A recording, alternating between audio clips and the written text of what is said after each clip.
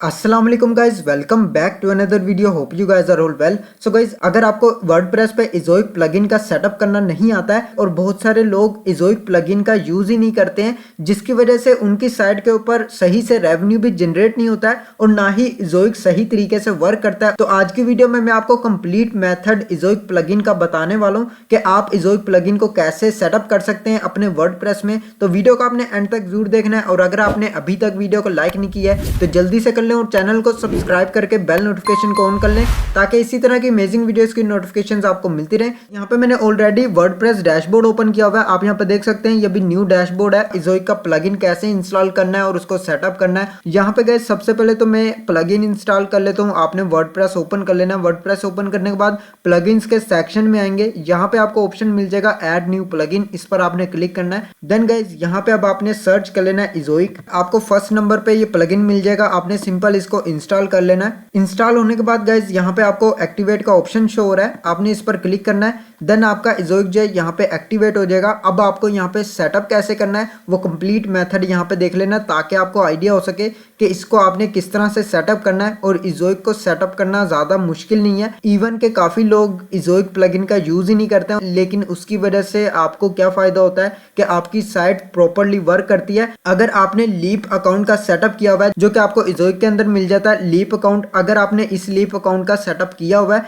तो आपके तभी ये वर्क करेगा जब आपका इज़ोइक प्लगइन इंस्टॉल्ड होगा। अगर आपने इज़ोइक प्लगइन इंस्टॉल नहीं किया हुआ है और यहाँ से आपने इज़ोइक लीप का सेटअप कर लिया है, तब आपके ये इज़ोइक लीप वर्क नहीं करेगा। इज़ोइक प्लगइन लाजमी इंस्टॉल करना है। बहुत सारे लोग इसको छोड़ देते हैं। यहाँ पे अब आपने क्या करना है, इज़ोइक प्लगइन इंस्टॉल होने के बाद सेटिंग्स पर आ जाना है। सेटिंग्स पर आने के बाद यहाँ पे अब आप देख सकते हैं इज़ोइक इंटीग्रेशन जो है क्लाउड इंटीग्रेटेड हुआ है। अगर आपकी साइट वर्डप्रेस पर है तो आप कोशिश करें कि क्लाउड फ्लेयर के साथ इसको इंटीग्रेट करवाएं। नेम सर्वर के साथ इंटीग्रेट नहीं करवाना है क्योंकि वो ब्लॉगर के लिए होता है और ब्लॉगर के लिए आपको नीड नहीं होती है क्लाउड फ्लेयर की, तो आप नेम सर्वर का यूज कर सकते हैं। लेकिन वर्डप्रेस के लिए आपको बहुत ज्यादा जरूरत होती है क्लाउड फ्लेयर की। यहाँ पे आपको सेकंड ऑप्शन मिल जाएगा ऐड सेटिंग्स, इस पर आपने क्लिक करना है। देन आप यहाँ पे देख सकते हैं स्क्रॉल डाउन करेंगे, आपको यहाँ पे लेट्स गो का ऑप्शन शो हो रहा है, आपने इस पर क्लिक करना है। अब यहाँ पे आपके ऑटोमेटिकली जितनी भी एड्स होंगी वो सारी आपकी साइट के ऊपर जनरेट हो जाएंगी। आपको सिंपल सेव प्लेस होल्डर पर क्लिक करना है, ये सेव ऑलरेडी हुआ है।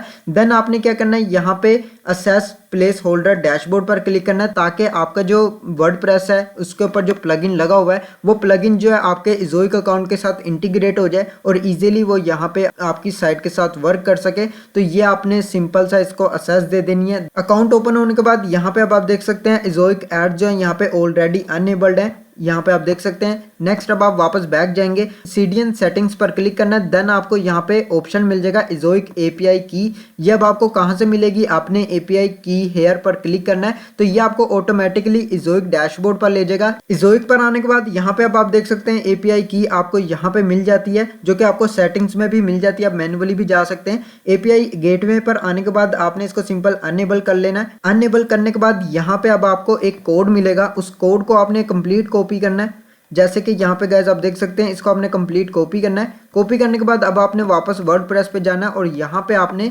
इज़ोइक एपीआई की में पेस्ट कर देना है सेम एज इट इज़ जैसे कि आप स्क्रीन पे देख रहे हैं। उसके बाद ऑटोमेटिक रीकैचिंग है, इसको आपने अनेबल कर लेना है। देन आपने यहाँ पे ये ऑप्शंस जो आपने स्किप कर देना है। यहाँ पे आपको नेक्स्ट ऑप्शन मिल जाएगा, आपने इसको भी अनेबल कर लेना है। देन आपने सेव सेटिंग्स पर क्लिक कर लेना है। तो ये आपके सीडीएन सेटिंग्स जो है कंप्लीट हो चुकी हैं। अब आपने नेक्स्ट ऑप्शन पे जाना है जो कि स्पीड सेटिंग्स है, इस पर आपने क्लिक करना है। देन यहाँ पे अब आप देख सकते हैं इसके अंदर सभी ऑप्शंस ऑल ओके हैं, आपको यहाँ पे कुछ भी चेंजेस करने की जरूरत नहीं है। देन आपने गाइज यहाँ पे सेव सेटिंग्स पर क्लिक कर देना है। तो गाइज यहाँ पे अब आप देख सकते हैं ये सेटिंग्स भी सेव्ड हो चुकी हैं। अब आपने एडवांस्ड सेटिंग्स पर चले जाना है। यहाँ पे गाइज अब आप देख सकते हैं ये सेम एज इट इज आपने रख लेना है, इसको आपने चेंजेस नहीं करनी है। देन आपका ये इंटीग्रेशन सेटअप जो है कंप्लीट हो जाएगा। अभी यहाँ पे आपको ads.txt का ऑप्शन शो नहीं हो रहा है, वो आपको कैसे शो होगा। सबसे पहले तो आपने ads.txt मैनेजर पर जाना है। यहाँ पे आप एंटर प्रेस करेंगे, यहाँ पे आप देख सकते हैं ads.txt मैनेजर, इस पर आपने क्लिक करना है। देन यहाँ पे अगर आपने अकाउंट क्रिएट नहीं किया हुआ है ads.txt का